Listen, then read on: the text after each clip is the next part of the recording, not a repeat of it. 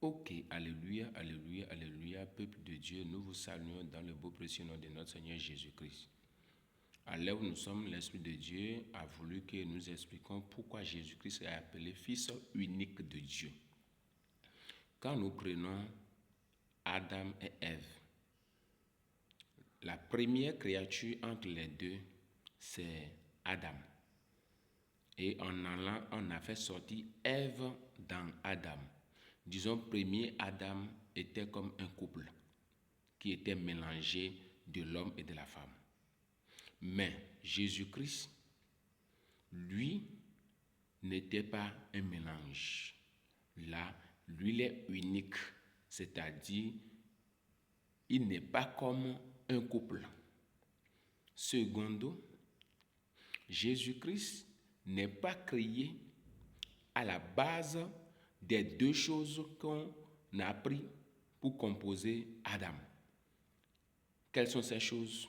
Nous avons la poussière et le souffle de vie. Dans ce sens, Jésus-Christ est créé à base de la parole. Donc, il est unique.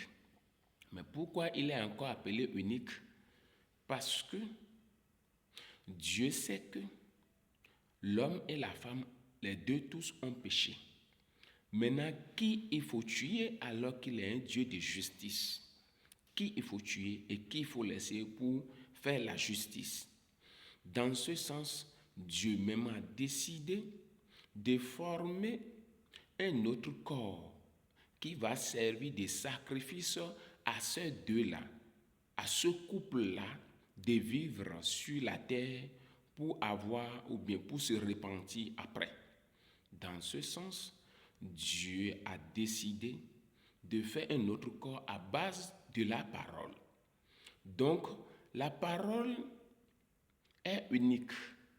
Donc, l'origine de Jésus même était unique. Mais l'origine d'Ève était un mélange de la poussière et de l'autre là.